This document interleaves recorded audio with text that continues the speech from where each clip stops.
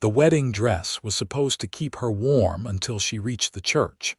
But January in Nevada Territory had other plans for Josephine Nash as she stumbled through the blinding snowstorm. Her white gown now frozen stiff against her trembling body. She had been riding in the wagon with her aunt and the rest of the wedding party toward Bonanza when the wheels hit a patch of ice on the mountain pass. The horses had spooked, the wagon overturned, and in the chaos of screaming and splintering wood, Josephine had been thrown clear into a snowbank. When she pulled herself up, gasping and disoriented, the wagon was already disappearing down the slope, her aunt's screams fading into the howling wind. They probably thought she was still inside, buried under the supplies and luggage that had shifted during the tumble. Now she was alone, her wedding day turned into a fight for survival. The year was 1867, and she was supposed to be marrying Gerald Pritchard, the banker's son, in 2 hours. Instead, she was stumbling through drifts that reached her knees, her satin slippers offering no protection against the biting cold that crept up her legs like hungry fingers. The temperature had to be below 0. Her breath came in short, painful gasps that crystallized in the air before her face. She tried to call for help, but the wind snatched her voice away before it could travel more than a few feet. Her fingers had gone numb inside her thin lace gloves, and she could no longer feel her toes. The wedding veil, once carefully pinned to her dark hair, now hung limp and ice-crusted down her back. She had to find shelter. The storm was getting worse, and the light was beginning to fade even though it was barely past noon. Everything looked the same, endless white stretching in every direction, broken only by the dark shapes of pine trees bending under the weight of snow and wind. Josephine tried to remember what her father had taught her about surviving in the wilderness before he died. Find shelter. Stay dry. Keep moving until you find safety, but not so much that you exhaust yourself. But none of that seemed possible now. She was already soaked through, and her strength was fading fast. Just when she thought she might have to dig herself into a snowbank and pray the storm passed before she froze to death, she saw it. A thin trail of smoke rising against the gray sky, barely visible through the falling snow. Someone had a fire. Someone was out here. She turned toward it, forcing her frozen legs to move faster. Each step was agony, but the promise of warmth drove her forward. The smoke grew thicker, and then she saw the source. A small cabin tucked against the side of the mountain, its chimney puffing steadily. Josephine fell against the door more than knocked on it, her frozen hands unable to form a proper fist. She slumped there, her cheek pressed against the rough wood, wondering if anyone was inside, or if she had found an abandoned trapper's shelter with a fire that would soon burn out. The door opened suddenly, and she tumbled forward into strong arms. "Lord Almighty," a man's voice said, deep and startled. "Where did you come from?" Josephine tried to answer, but her jaw was locked shut from the cold. She could barely see through her ice-crusted eyelashes, but she had an impression of broad shoulders, a plaid shirt, and concerned eyes the color of amber. "You are freezing," the man said, stating the obvious but with such genuine concern that Josephine felt her eyes sting with tears. "Come in, quickly now." He lifted her easily, kicking the door shut behind them with his boot. The warmth of the cabin hit her like a physical force, and Josephine gasped as feeling began to return to her face in painful pinpricks. "Easy now," the man said, carrying her toward the fireplace. "You have got to warm up slow, or it will hurt worse." He set her down on a thick rug in front of the fire, then quickly grabbed several blankets from a nearby bed. The cabin was small but well-maintained, with one room that served as kitchen, bedroom, and living space all at once. Hunting equipment hung on the walls, and the smell of coffee and wood smoke filled the air. "We need to get you out of these wet clothes," he said, then seemed to realize what he had said and how it might sound. A flush crept up his neck. "I mean, you cannot warm up properly while you are soaking wet. I will turn around and you can wrap yourself in these blankets. There are dry clothes in that trunk over there, belong to my mother. She was about your size." Josephine managed a small nod, her teeth chattering so hard she thought they might crack. The man turned his back, facing the far wall, and she struggled with her frozen fingers to undo the buttons of her wedding dress. They were small pearl buttons, dozens of them running down the back, and her aunt had fastened them that morning with such care and excitement. "I cannot," she finally managed to whisper, her voice hoarse and broken. "The buttons." The man hesitated, then turned slightly. "May I help?" She nodded again, too cold and miserable to care about propriety. He moved behind her, his fingers working quickly and efficiently at the buttons. His touch was respectful, clinical even, and he kept his eyes focused on the task at hand. "Name's Quentin Foster," he said as he worked, probably trying to distract her from the awkwardness of the situation. "I am a tracker and hunter, spend most of my time up here in the mountains. What in the world are you doing out in a storm like this, dressed for a wedding no less?" Josephine managed through chattering teeth. "Going to, wagon crashed." His fingers paused for just a moment, then continued. "Where are the others? Gone. They do not know I fell out." "Christ," Quentin muttered. "They left you behind in this." He finished with the buttons and quickly turned away again. "Get that dress off and wrap up in the blankets. I will make you something hot to drink." Josephine struggled out of the frozen dress, peeling the stiff fabric away from her skin. Her undergarments were soaked through as well, and she stripped down completely before wrapping herself in the thick wool blankets Quentin had provided. They were warm from being stored near the fire, and she clutched them around herself gratefully. "I am decent," she said. Quentin turned back, carrying a tin cup filled with something steaming. "This is coffee with a bit of whiskey," he said, kneeling beside her. "Drink it slow. It will warm you from the inside." She took the cup with shaking hands and he steadied it for her, guiding it to her lips. The liquid burned going down, but it was a good burn, spreading heat through her chest and stomach. She took several small sips, feeling the warmth begin to seep into her frozen core. "Thank you," she whispered. "Do not thank me yet," Quentin said with a slight smile. "You are not out of danger. That was a bad storm you were caught in, and I need to make sure you do not have frostbite." He examined her hands and feet carefully, his touch gentle but thorough. His hands were calloused and rough from outdoor work, but there was a surprising gentleness to them. Josephine found herself watching his face as he worked.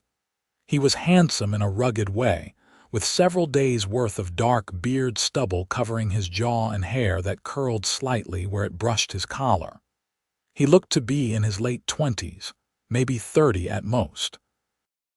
"Your toes are pretty bad," he said with a frown. "And these fingers here are concerning, but I think if we keep you warm and get your circulation going, you will keep everything. You were lucky you found this place when you did. Another hour out there and it would have been a different story." "How did you happen to be here?" Josephine asked. Her voice was getting stronger as the coffee worked its magic. "I use this cabin as a base when I am tracking in this area," Quentin explained, sitting back on his heels. "Built it myself about 5 years ago. I was actually planning to head down to Bonanza tomorrow, but this storm had other ideas." "Bonanza," Josephine repeated. "That is where I was going. That is where my wedding was supposed to be." Something flickered in Quentin's eyes, but he only nodded. "Well, you certainly will not make it today. This storm is not letting up anytime soon, and even if it did, it would be suicide to try to travel before it clears completely. You are stuck here with me for at least a day, maybe 2. The reality of her situation began to sink in. Gerald was probably frantic with worry. Her aunt would be beside herself. The whole town would think she was dead, buried in the snow somewhere along the mountain pass. And here she was, alone in a cabin with a strange man, her reputation surely in ruins even if she did survive. "Hey now," Quentin said softly, seeing the tears that suddenly filled her eyes. "Do not cry. You are safe here. I promise I will get you back to your people as soon as the weather allows." "It is not that," Josephine said, wiping at her eyes with the corner of the blanket. "It is everything. My wedding, my reputation. Gerald must be out of his mind with worry." "Gerald is your intended." "Was," Josephine said bitterly. "No man wants a bride who has spent days alone in a cabin with another man, no matter how innocent the circumstances." Quentin was quiet for a moment, then stood and moved to the stove. "Then Gerald is a fool," he said simply. "But that is a problem for tomorrow. Right now, you need to focus on getting warm and staying alive. The rest will sort itself out." He began preparing food, moving around the small kitchen area with practiced ease. Josephine watched him, grateful for something to focus on besides her ruined future. He was tall, she noticed, with the lean build of someone who spent most of their time outdoors. His movements were economical and precise, the kind that came from living alone and doing for himself. "How are your toes feeling?" he asked without turning around. "They hurt," Josephine admitted. "They are tingling terribly." "That is good," Quentin said. "Means the blood is flowing again. It will hurt for a while, but it is better than the alternative." He brought her a plate with beans and cornbread, then settled on the floor across from her with his own.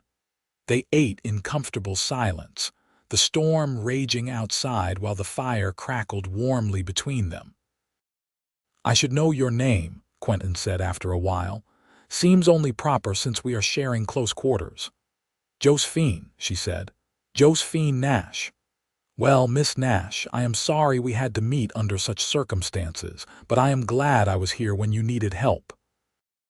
"So am I," Josephine said quietly. "I truly am." As the afternoon wore on, Josephine began to feel more like herself. The warmth of the fire and the hot food had chased away the worst of the cold, though she was still wrapped tightly in the blankets. Her wedding dress hung near the fire, steaming slightly as it dried. Looking at it made her stomach twist with complicated emotions. "Tell me about this Gerald," Quentin said, apparently noticing her gaze. "The man you were supposed to marry." Josephine was quiet for a long moment. "He is the son of the banker in Bonanza.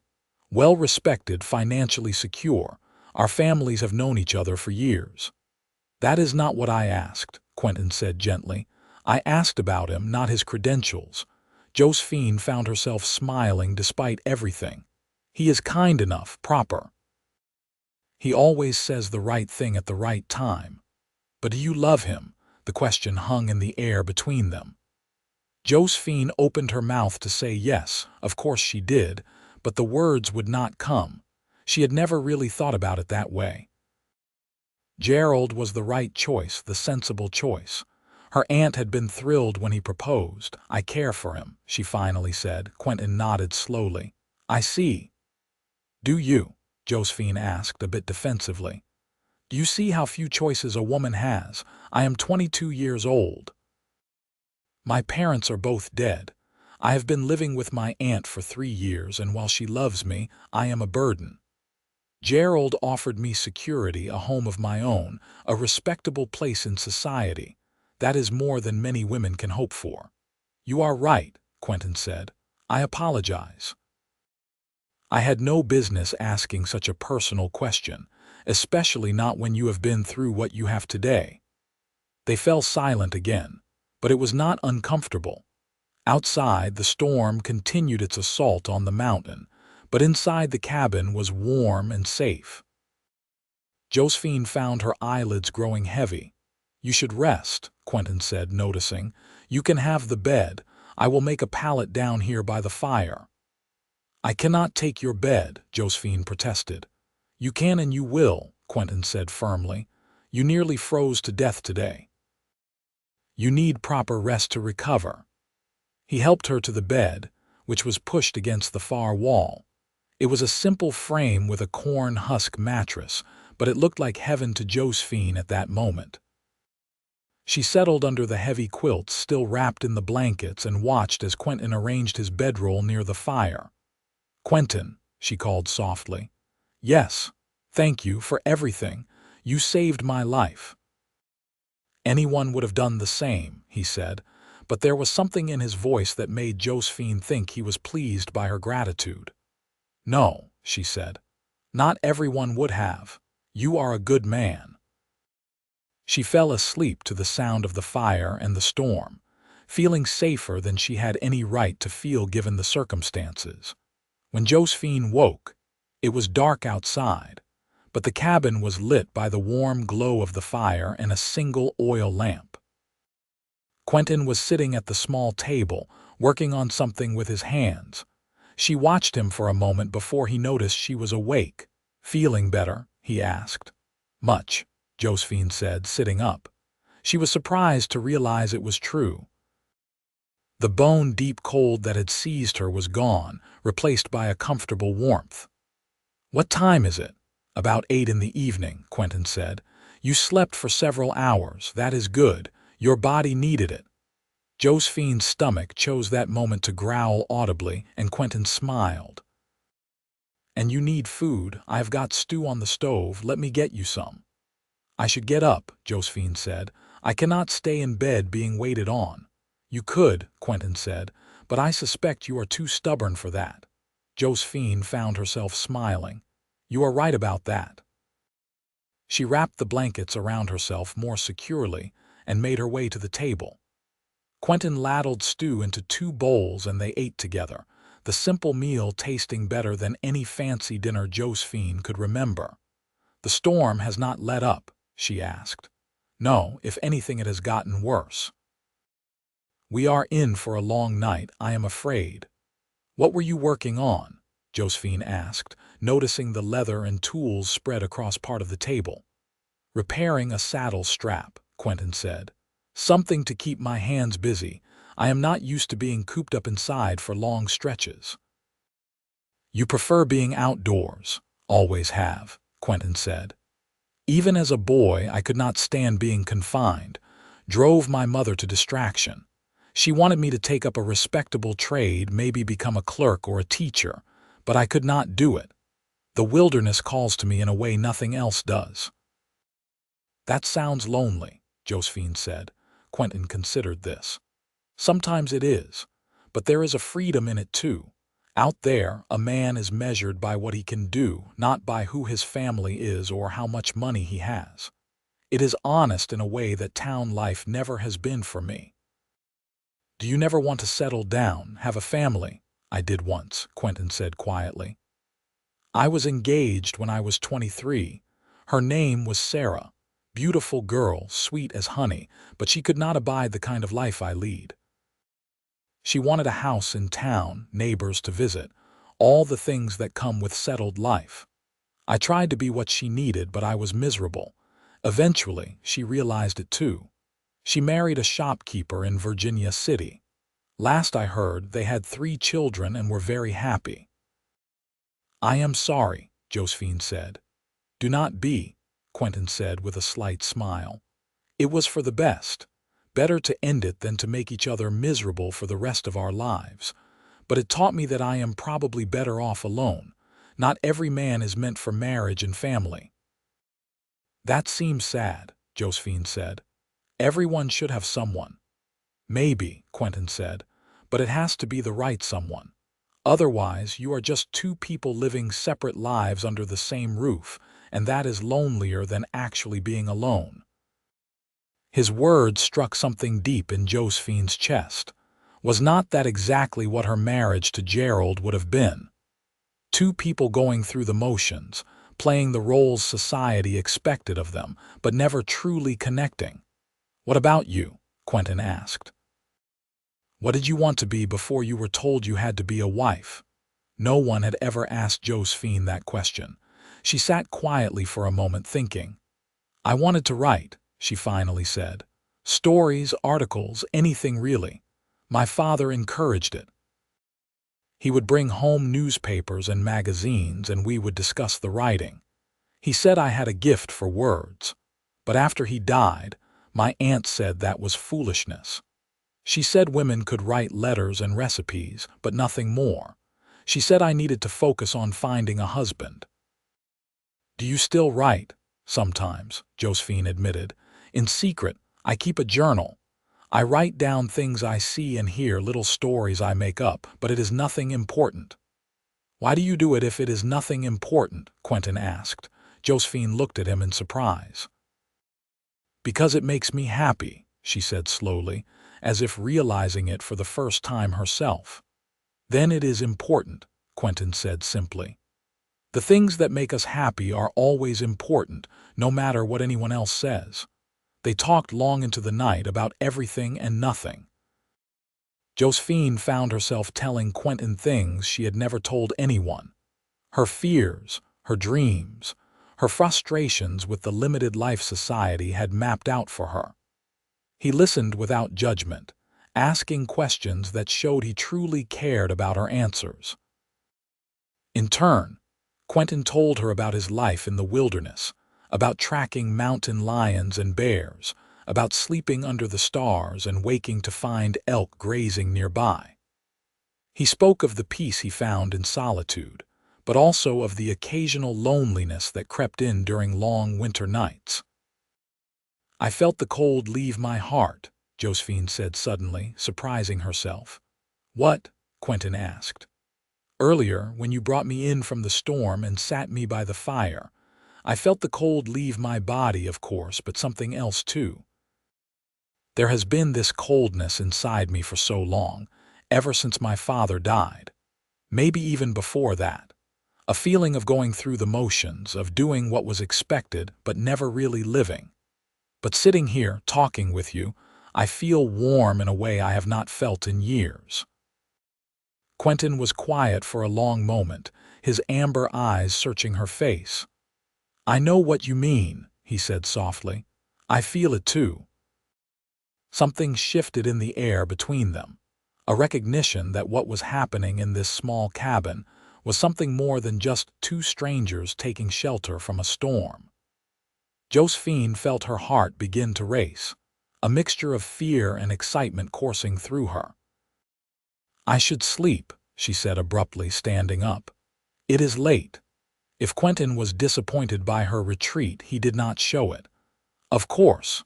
Tomorrow should bring clearer weather and we can figure out how to get you back to Bonanza." Josephine lay in the bed, listening to Quentin settle into his bedroll by the fire. Her mind was racing. What was she doing? She was engaged to be married. Gerald was probably organizing search parties even now. And yet all she could think about was the way Quentin's eyes crinkled when he smiled, the gentleness of his hands when he had checked her for frostbite, the easy way they had talked as if they had known each other for years instead of hours. She had to get back to Bonanza. She had to marry Gerald and forget this strange interlude ever happened. It was the only sensible thing to do. But for the first time in her life, Josephine was not sure she wanted to be sensible. The next morning dawned clear and bright, the storm having finally blown itself out during the night. Josephine woke to find Quentin already up, preparing breakfast and checking the conditions outside. "The good news is the storm is over," he said when he saw she was awake. "The bad news is we got about 3 feet of new snow, maybe more in the drifts. It is going to be slow going getting down the mountain." "But we can try today," Josephine asked, trying to ignore the small voice in her head that wished they could stay in the cabin just a bit longer. "We can try," Quentin agreed, "but you cannot go in that wedding dress. It is too impractical. You will need to wear my mother's clothes." He pulled out a simple dress from the trunk, along with warmer undergarments and a thick coat. "These should fit you well enough, and you will need these too." He held up a pair of sturdy boots. Josephine changed behind a blanket Quentin had strung up for privacy. The clothes fit reasonably well, though the dress was a bit loose in the waist. It felt strange to be wearing a dead woman's clothing, but she was grateful for the practicality of it. They ate a quick breakfast, then Quentin began preparing for the journey. He had 2 horses in a small lean-to stable behind the cabin, both sturdy mountain horses used to difficult terrain. "We will ride double on the stronger one," Quentin explained, "and lead the other. That way if one gets into trouble, we have a backup." They set out mid-morning, Josephine sitting in front of Quentin on the horse, his arms around her as he held the reins. The snow was indeed deep, and the going was slow. The horse plunged through the drifts, sometimes sinking up to its chest before struggling forward again. "This is going to take longer than I thought," Quentin said after an hour of difficult travel. "We might not make Bonanza before dark." "What should we do?" Josephine asked. "There is another shelter about halfway down, an old mining shack. It is not as comfortable as my cabin, but it will do if we need to stop for the night." They pressed on, the winter sun bright on the endless expanse of white. The beauty of it was breathtaking, the pine trees heavy with snow, the mountains rising majestically around them. Josephine found herself relaxing into Quentin's solid presence behind her, feeling safe despite the treacherous conditions. "Are you warm enough?" he asked after a while. "Yes," Josephine said. "The coat helps tremendously." "Good. Let me know if you start to feel cold. We can stop and build a fire if needed." They talked as they traveled, the conversation flowing as easily as it had the night before. Quentin pointed out animal tracks in the snow, explaining what had made them and where the creatures were likely headed. He showed her how to read the terrain, how to know which way was north without a compass, how to tell if a storm was coming by watching the clouds. "You know so much," Josephine said admiringly. "Where did you learn it all?" "My father was a trapper," Quentin explained. "Before he died, he taught me everything he knew about surviving in the wilderness. And then I learned more on my own, from other trappers and hunters, from Native Americans I have met, from trial and error. Out here, knowledge keeps you alive." "Do you ever get scared?" Josephine asked. "Being out here alone, facing down dangerous animals and harsh weather." "Sometimes," Quentin admitted, "but fear is not always a bad thing. It keeps you alert, makes you careful. The trick is not letting it paralyze you. You acknowledge it, then you do what needs to be done anyway." They stopped around noon to rest the horses and eat the food Quentin had packed. They were on a ridge that offered a spectacular view of the valley below, the town of Bonanza just barely visible in the distance. "There it is," Josephine said, staring at the cluster of buildings. "My future." "You do not sound very excited about it," Quentin observed. Josephine was quiet for a long moment. "Can I tell you something? Something I have barely admitted to myself, of course." "I am terrified," Josephine said. "Not of Gerald, he is not a bad man, but of the life that waits for me there. Of becoming someone's wife, of having my days consumed by household duties and social obligations, of never doing anything that matters. Of waking up 20 years from now and realizing I have not really lived at all." "Then do not go back," Quentin said simply. Josephine laughed, but there was no humor in it. "And what, live in the wilderness? I do not have your skills or knowledge. I would not last a week." "You could learn," Quentin said. "And besides, there are other options. You could go to San Francisco or Sacramento. You could find work as a writer or a teacher or any number of things. You do not have to marry a man you do not love just because society says you should. You make it sound so simple." "It is not simple," Quentin acknowledged. "It would be hard and scary and uncertain." "But is that worse than a lifetime of regret?" Before Josephine could answer, they heard shouts from below. Looking down the slope, they could see several men on horseback making their way up the trail. "Looks like a search party," Quentin said. Josephine's stomach clenched. This was it then. Her brief taste of freedom was over. She would be returned to Bonanza, to Gerald, to the life she had been running toward when the wagon crashed. The men reached them quickly, their horses struggling through the deep snow. At the front was Gerald himself, his face haggard with worry and lack of sleep. "Josephine," he cried out, dismounting and rushing toward her. "Thank God you are alive. We feared the worst." He pulled her into an embrace, and Josephine stood stiffly in his arms, very aware of Quentin watching the reunion. "We have been searching since the wagon crash," Gerald continued, pulling back to look at her. "Your aunt said you were thrown clear, but we could not find any trace of you in all that snow. Where have you been? How did you survive?" "I found shelter," Josephine said. "This is Quentin Foster. He has a cabin up the mountain. He saved my life." Gerald turned to Quentin, his expression complicated. "I owe you a debt of gratitude, sir. Thank you for taking care of my fiancée." "It was no trouble," Quentin said evenly. "Anyone would have done the same. Still, you have my thanks." Gerald turned back to Josephine. "Come, let us get you back to town. Your aunt is beside herself with worry, and we need to get you warm and fed." "I am warm and fed," Josephine said. "Quentin took good care of me." Something in her tone made Gerald look at her more closely.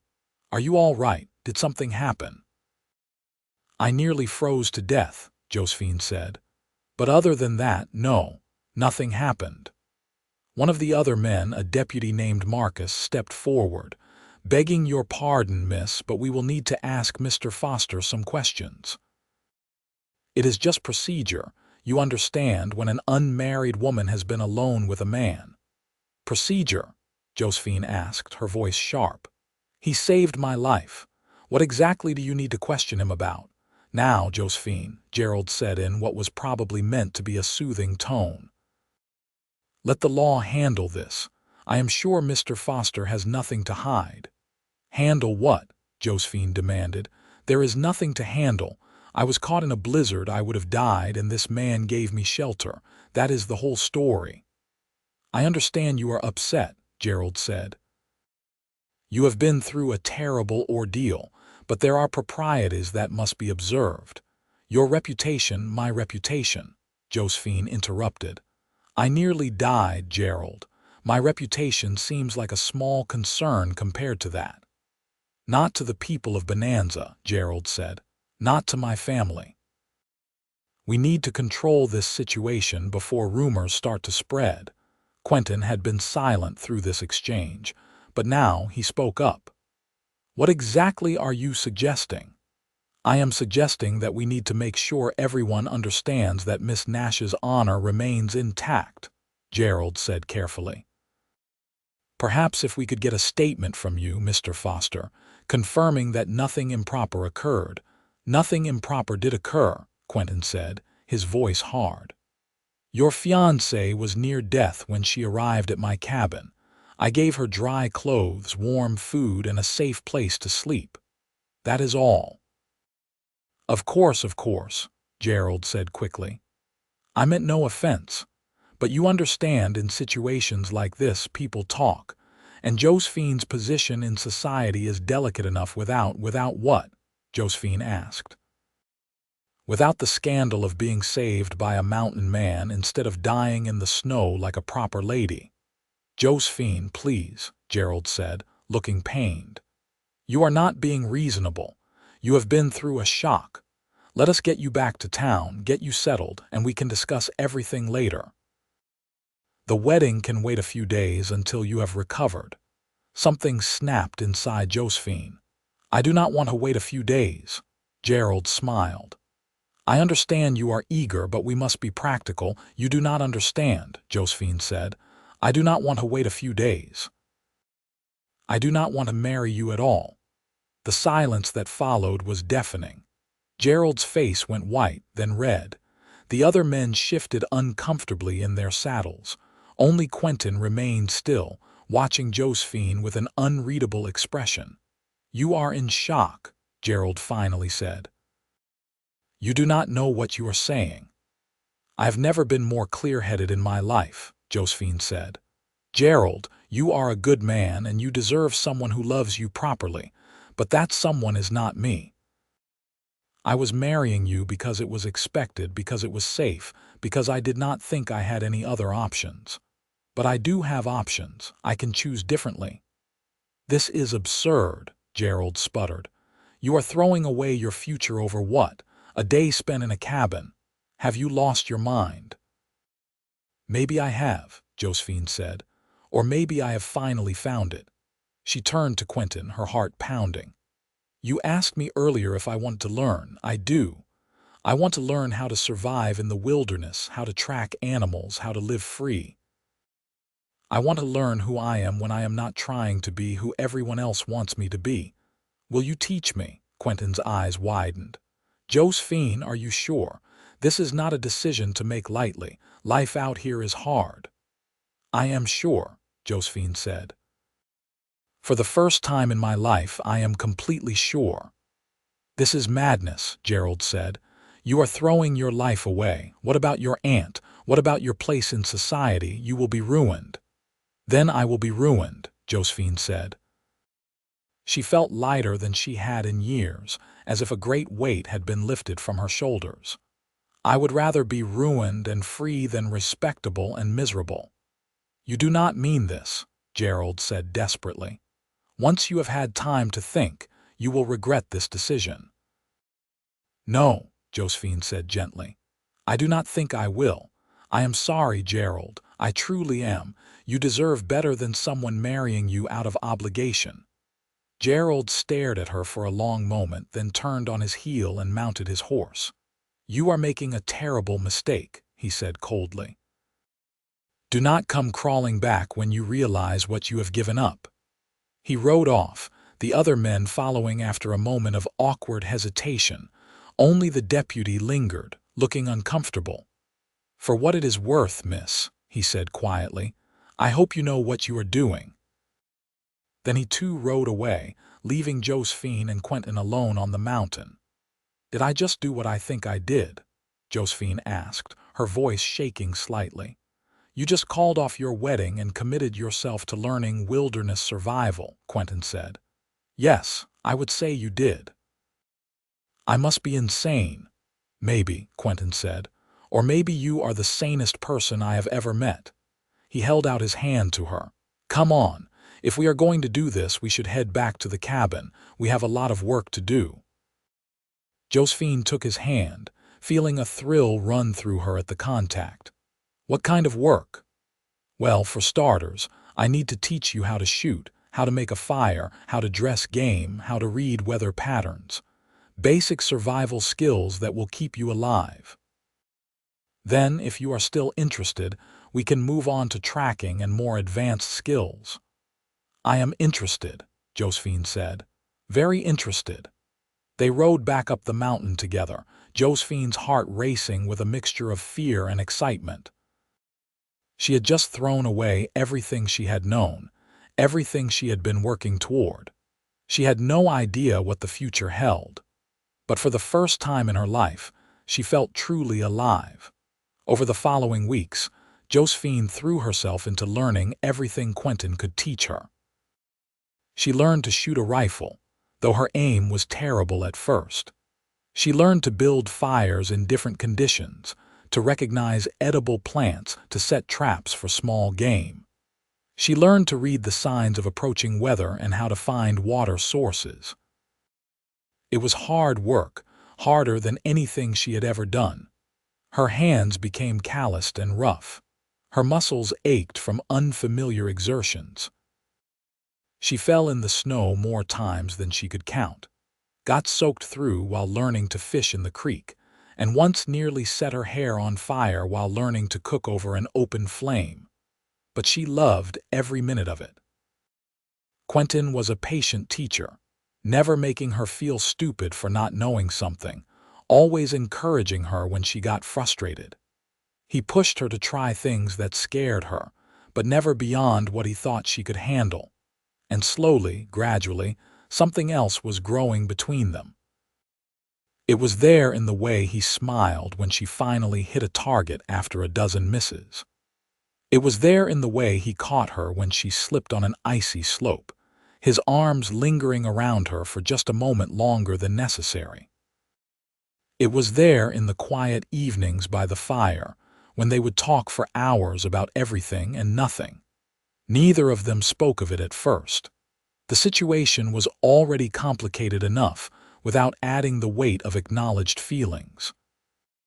Josephine was aware that she had only recently been engaged to another man, and she did not want Quentin to think she was fickle or that her feelings for him were just a reaction to her broken engagement. For his part, Quentin seemed content to let things develop naturally, without forcing anything. He treated her with respect and care, but maintained a careful distance, sleeping on his bedroll by the fire while she took the bed. But the tension between them grew with each passing day, an unspoken acknowledgement of what was building between them. It came to a head one evening about a month after Josephine had first arrived at the cabin. They had spent the day checking trap lines, and Josephine had successfully trapped her first rabbit. She had been so proud, so excited, and Quentin had grinned at her enthusiasm. Now they were back at the cabin, Josephine preparing the rabbit for dinner under Quentin's instruction. Her hands were steady as she worked, no longer squeamish about the task. "You have come a long way," Quentin said, watching her work. "That first week I was not sure you would stick with it." "I was not sure either," Josephine admitted. "But I have never felt more capable, more confident. Out here, I am not defined by who I should marry or what society expects. I am just myself, and that is enough." "You were always enough," Quentin said softly. Josephine looked up at him, her heart beginning to race. There was something in his eyes, something that made her breath catch. "Quentin," she began, but he held up a hand. "Let me say this," he said. "I have been trying to hold back to be respectful of what you have been through. But I cannot keep pretending, Josephine. From the moment you tumbled into my cabin, from that first conversation, I felt something, and it has only grown stronger every day." "What are you saying?" Josephine whispered, though she thought she knew. "I am saying that I am falling in love with you," Quentin said. "Maybe I already have fallen. And I know the timing is terrible and you have just escaped one commitment, and the last thing you probably want is another man declaring his feelings. But I cannot keep it to myself anymore." Josephine set down the knife she had been using and wiped her hands on a cloth. Then she crossed the small cabin to where Quentin stood and reached up to cup his face in her hands. "You beautiful, foolish man," she said. "Do you not know? I fell in love with you that first night when you made me coffee with whiskey and promised to keep me safe. I have been in love with you every day since." Quentin's eyes widened. "Josephine," she kissed him, standing on her toes to reach his lips.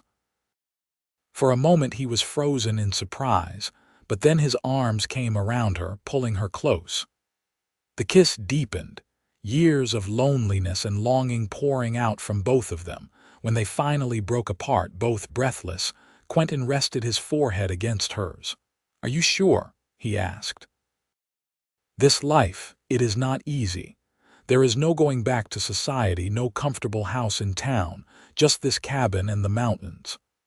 "I have never been more sure of anything," Josephine said. "I do not want that comfortable house. I want this. I want you. I want to wake up every morning and not know exactly what the day will bring.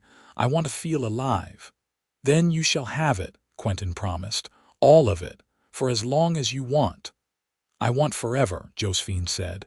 "Then forever it is." They were married a week later by a circuit preacher who happened through the area. It was a simple ceremony, held in the cabin with only the preacher as witness. But to Josephine, it was more meaningful than any grand wedding in town could have been. She wore one of the dresses from the trunk, altered to fit her better. Quentin wore his best shirt and had even trimmed his beard for the occasion. When he slipped a simple gold band on her finger, a ring that had belonged to his mother, Josephine felt tears stream down her face. "I never thought I would be this happy," she whispered. "Get used to it," Quentin said with a smile. "I plan on making you happy for a very long time." Their wedding night was sweet and tender, filled with both passion and laughter. Quentin was gentle with her, patient and caring, making sure she felt loved and cherished. Afterward, they lay tangled together in the narrow bed, talking softly as the fire burned low. "You regret it?" Quentin asked. "Giving up your old life?" "Not for a second," Josephine said. "That was not really living. This is living."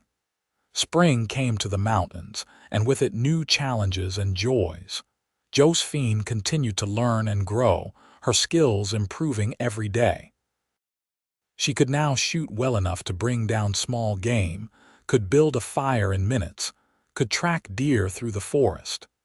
She was strong and capable, and she reveled in it. She also began writing again, not just in her journal but working on stories and articles.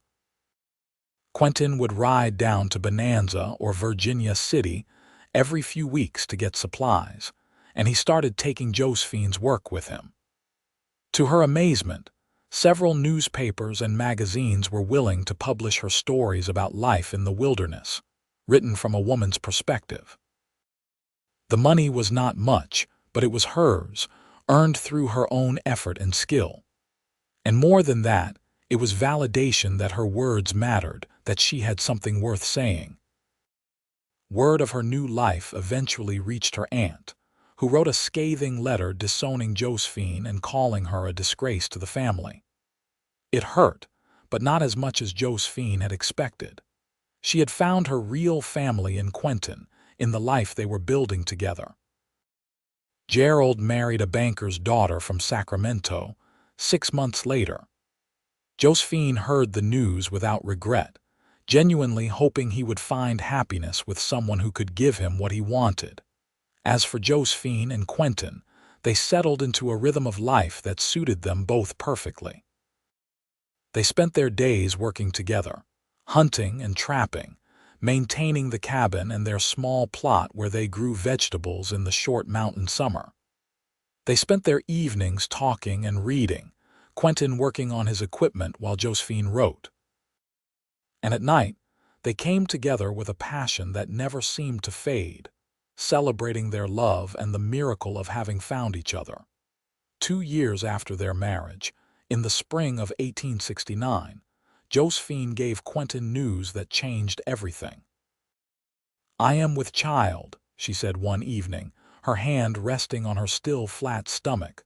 Quentin's face went through a series of expressions: shock, joy, fear, and then an overwhelming tenderness.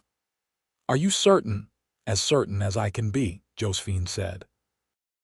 "I would guess the baby will come in late autumn." Quentin pulled her into his arms, holding her carefully as if she might break. "We should move to town," he said, "at least for the birth. It is not safe to have a baby up here with just the two of us." "We can discuss it," Josephine said.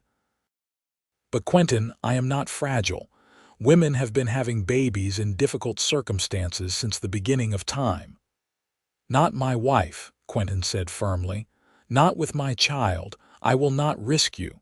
They compromised. They would stay at the cabin through the summer and early autumn. But when the time grew near, they would go down to Bonanza and stay at the boarding house until after the baby was born. The pregnancy was not easy. Josephine was sick for the first few months, able to keep down only dry bread and weak tea. But she stubbornly continued her daily activities, refusing to be coddled.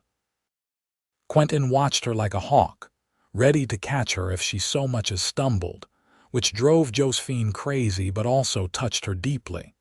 As her belly grew, she had to adapt the way she did things. She could no longer ride a horse comfortably, so she stayed closer to the cabin while Quentin checked the trap lines. She continued to write, her articles now including observations about motherhood and the changes pregnancy brought. In October, as the leaves turned gold and red on the mountainside, they made the journey down to Bonanza. It was strange for Josephine to be back in town after 2.5 years away. She drew stares and whispers as they walked down the main street, but she held her head high, her hand firmly clasped in Quentin's. They took a room at the boarding house, run by a kind widow named Mrs. Patterson who had known Josephine's father. Mrs. Patterson did not judge Josephine for the choices she had made, and she welcomed them warmly. "Your father would have been proud of you," Mrs. Patterson told Josephine. "He always said you had more spirit than society knew what to do with. I am glad you found a way to live true to yourself." The words meant more to Josephine than she could express. 3 weeks later, on a cold November night, Josephine went into labor. Mrs. Patterson sent for the doctor and the midwife, and Quentin paced the hallway outside their room, forbidden to enter until it was over. The labor was long and difficult. Josephine had been warned it would be, especially for a first baby, but the reality was more intense than she had imagined. She cried out more than once, gripping Mrs. Patterson's hand hard enough to leave bruises. But finally, as dawn was breaking over the mountains, a baby's cry filled the room. "You have a son," the midwife announced, placing the squalling infant on Josephine's chest. "A son." Josephine looked down at the tiny, red-faced creature and felt her heart expand in a way she had not known was possible. He was perfect, with a shock of dark hair and tiny fists that waved in the air as he cried. "Someone fetch the father," Mrs. Patterson said, and moments later Quentin burst into the room. He stopped dead at the sight of Josephine holding their son, his face showing such raw emotion that Josephine felt tears spring to her eyes again. "Come meet your son," she said softly. Quentin approached slowly, almost reverently. He sat on the edge of the bed and Josephine carefully placed the baby in his arms. The infant quieted immediately, staring up at his father with dark, unfocused eyes. "He is beautiful," Quentin whispered. "You are both beautiful. Are you all right?" "Exhausted," Josephine admitted. "But I have never been better." They named him Thomas William Foster after both his grandfathers. He was a good baby, quick to smile and rarely fussy. Quentin was a devoted father from the first moment, helping with every aspect of Thomas's care without complaint. They stayed in town through the winter, giving Josephine time to recover, and Thomas time to grow stronger. In the spring, they returned to the cabin, the baby bundled warm in Josephine's arms. Life was different now, busier and more complicated with a child to care for. But it was also richer, filled with new joys. Josephine loved watching Quentin with their son, the big, rough mountain man rendered gentle and tender by the tiny baby.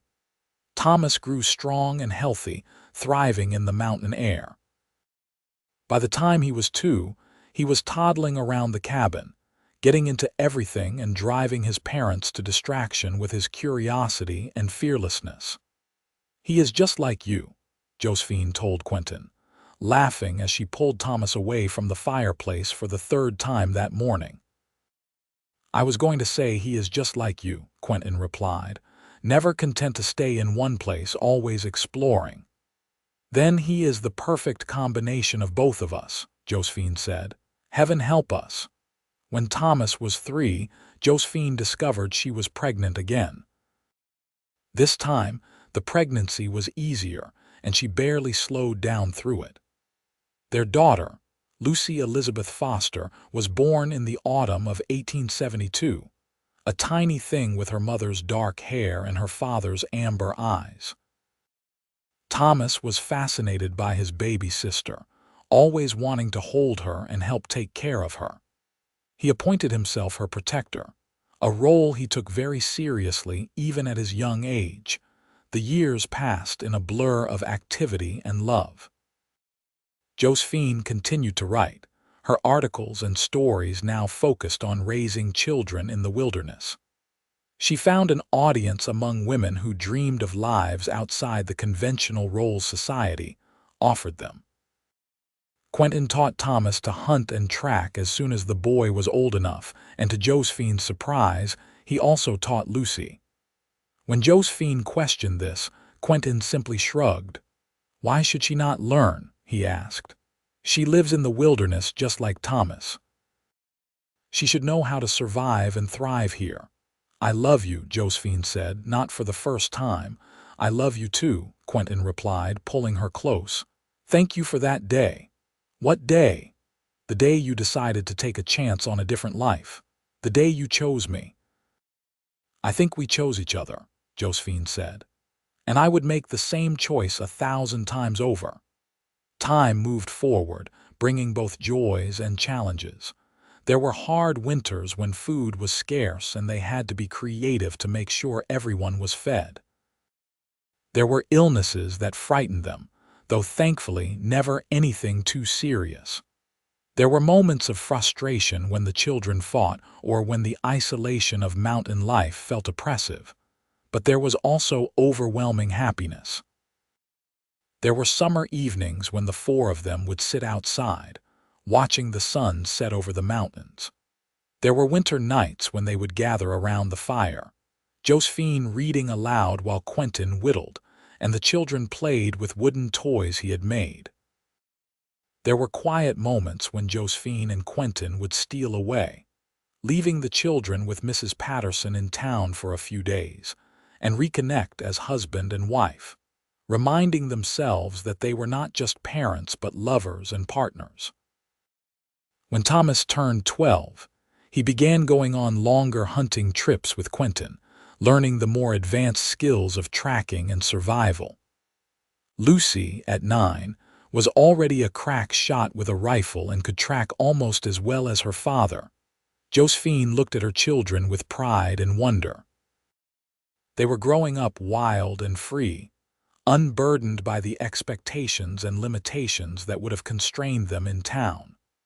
They were learning to be strong and capable, to trust their own judgment, to find joy in simple things. You did well, Quentin told her one night as they watched the children sleep. We did well, Josephine corrected. This life, these children, it is all because we were brave enough to choose what we wanted instead of what we were supposed to want. Do you ever regret it? Quentin asked. Not the big things, but the small ones. Hot baths whenever you want them, fancy dresses, the social life you could have had. Not even for a second, Josephine said firmly. I would take this life with its hard work and simple pleasures over all the fancy dresses and tea parties in the world. I would take this cabin over a mansion in town, and I would take you over any man who could offer me comfort and security but not love. You have my love, Quentin said, always. And you have mine, Josephine replied. Forever. The children grew and the years passed. Thomas eventually built his own cabin a few miles from theirs, where he lived with his wife Mary, a tough frontier girl he met at a dance in Virginia City. They gave Josephine and Quentin 3 grandchildren in quick succession, and Josephine marveled at becoming a grandmother while still feeling young herself. Lucy was more independent, spending several years traveling and writing about her adventures before finally settling down with a surveyor named Daniel. They split their time between the wilderness and Sacramento, where Lucy's writing career had blossomed into something significant. Josephine continued to write well into her later years, her work becoming more philosophical as she reflected on the life she had lived. She wrote about love and choice, about the courage it takes to step away from the expected path, about finding where you truly belong. Quentin aged gracefully, his hair going silver but his strength barely diminishing. He still spent his days in the mountains, though now often with grandchildren in tow, teaching them the same lessons he had taught his own children. On their 30th wedding anniversary, they sat together on the porch of the cabin that had been their home for all those years. The mountains stretched out before them, eternal and beautiful. "I was thinking about something," Josephine said, her hand clasped in Quentin's. "What is that?" "That day you found me when I said I felt the cold leave my heart. Do you remember?" "I remember everything about that day," Quentin said. "I did not fully understand what I meant at the time," Josephine continued. "I thought it was just about finding warmth, finding safety. But it was more than that. It was about finding hope, finding possibility, finding love. You warmed parts of me that had been frozen for so long I had forgotten they were cold." "You did the same for me," Quentin said. "I thought I was content living alone, but I was just existing. You taught me how to truly live." They sat in comfortable silence, watching the sun set over the mountains. Their life together had not been easy, but it had been full and rich and true. They had built something real, something lasting, something that would continue through their children and grandchildren. "No regrets?" Quentin asked, as he had so many times over the years. "Not a single one," Josephine replied, as she always did, and it was true. She had no regrets about the life she had chosen, the chances she had taken, the love she had embraced. She had started as a woman being carried toward a future that was not her own, frozen in more ways than one. And she had ended up here, warm and loved and free, exactly where she was meant to be. The mountains stood eternal around them, and their love stood just as strong, a testament to the power of choosing your own path, no matter how unconventional it might be. Josephine had been a freezing bride once, saved by a cowboy with kind eyes and gentle hands. But she had become so much more: a wife, a mother, a writer, an adventurer. She had become herself fully and completely. And that, she thought as Quentin squeezed her hand and smiled at her with the same love he had shown her 30 years ago, was the greatest gift of all. The stars began to emerge in the darkening sky, countless points of light against the vast darkness. Josephine had learned to navigate by those stars, to read their patterns and know her place in the world. She had learned so much in this life she had chosen, gained so much knowledge and experience. But the most important lesson was the simplest one: that love, true love, could warm even the coldest heart and make a life worth living. As they sat together in the gathering darkness, surrounded by the mountains they both loved, Josephine felt nothing but gratitude. Gratitude for the storm that had brought her to Quentin's door, for the courage she had found to choose a different path, for every moment of the life they had built together. The cold had left her heart that day by the fire, and it had never returned. In its place was a warmth that had sustained her through decades, a love that had only grown stronger with time. She was no longer that freezing bride, lost and uncertain. She was Josephine Foster, wife of Quentin Foster, mother and grandmother, writer and adventurer. A woman who had found where she belonged and had the courage to claim it. And as Quentin helped her to her feet and they walked together into their cabin, into the warmth and light and love they had created there, Josephine knew with absolute certainty that she would not change a single thing about the journey that had brought her here. Their story had started with a storm and a rescue, but it had become so much more. It had become a testament to the transformative power of love, to the courage it takes to choose your own path, to the rewards that come from living authentically. It was a story that would be passed down through generations of their family, told and retold around campfires and dinner tables, a reminder that sometimes the best things in life come from the most unexpected places. And it all began with a cowboy who warmed a freezing bride by the fire, and the moment when she said those prophetic words, "I felt the cold leave my heart." Years later, when Josephine and Quentin were in their 70s, They still lived in that same cabin, though it had been expanded and improved over the decades. Their children and grandchildren visited often, filling the space with laughter and love. One winter evening, when snow was falling gently outside and a fire crackled in the hearth they had sat beside for so many years, their youngest granddaughter climbed into Josephine's lap. "Grandmother," she said, her voice serious in the way only a child's can be, "tell me the story of how you and grandfather met." Josephine looked across at Quentin, who was carving a toy horse for one of the other grandchildren. He glanced up and smiled, that same warm smile that had captured her heart so many years ago. "Well," Josephine began, pulling the child close, "it was the coldest day I have ever known, and I was supposed to be getting married to someone else entirely." The child's eyes widened. "What happened?" "A storm happened," Josephine said, "and your grandfather happened. And I learned that sometimes the worst day of your life can turn into the best day, if you are brave enough to let it." She told the story then, as she had told it many times before, of the wagon crash and the blizzard, of stumbling through the snow in a wedding dress, of finding shelter and warmth, and something far more valuable than either. She told of learning to shoot and hunt, of falling in love, of building a life that was true to who she really was. The child listened with rapt attention, and when the story was done, she sighed contentedly.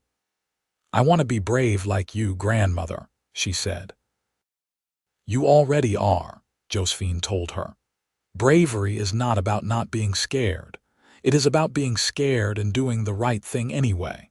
And the right thing is always to be true to yourself, no matter what anyone else says." Later that night, after the grandchildren had been tucked into various beds throughout the expanded cabin, Josephine and Quentin lay together in their bed, listening to the wind howl outside. "You think they understand?" Quentin asked. "What we gave up to have this life?" "They do not need to understand that," Josephine said. "They just need to see that we are happy, that we have no regrets, that choosing each other was the best decision we ever made." "It was," Quentin agreed. "The very best." He pulled her close, and she rested her head on his chest, listening to the steady beat of his heart. That sound had been her lullaby for 35 years now, and she never grew tired of it. "I love you," she whispered. "I love you too," Quentin replied. "My brave, beautiful, formerly freezing bride." Josephine laughed softly, always with the freezing bride story. "It is a good story," Quentin said, "our story, and I will never get tired of telling it." Neither would Josephine. It was the story of how she had found herself, found her purpose, found her love. It was the story of how a terrible thing had led to something wonderful, how being lost had helped her find where she truly belonged. She drifted off to sleep in Quentin's arms, warm and safe and loved, the cold of that long-ago day nothing but a distant memory. In its place was a lifetime of warmth, of passion, of deep and abiding love. The storm that had brought them together was long past, but the warmth they had created together would last forever, passed down through generations in the stories they told and the example they set. They had shown their children and grandchildren that it was possible to choose your own path, to find love in unexpected places, to build a life that was true to who you really were. And as the snow fell softly outside and the fire burned low in the hearth, Josephine and Quentin slept peacefully, two souls who had found each other against all odds and had never let go.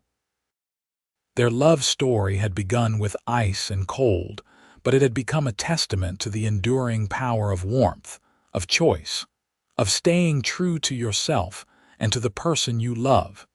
It was a story worth telling, worth remembering, worth living. And they had lived it fully, completely, without reservation or regret. From that first moment when Quentin had opened his door to find a freezing bride on his doorstep, to this moment decades later when they lay together in contentment and peace. Their story had been one of love conquering all. The freezing bride had found her home, her heart, her happiness. And the cowboy who had warmed her by the fire had found the same. Together they had created something beautiful, something lasting, something real, and they lived, truly lived, happily ever after.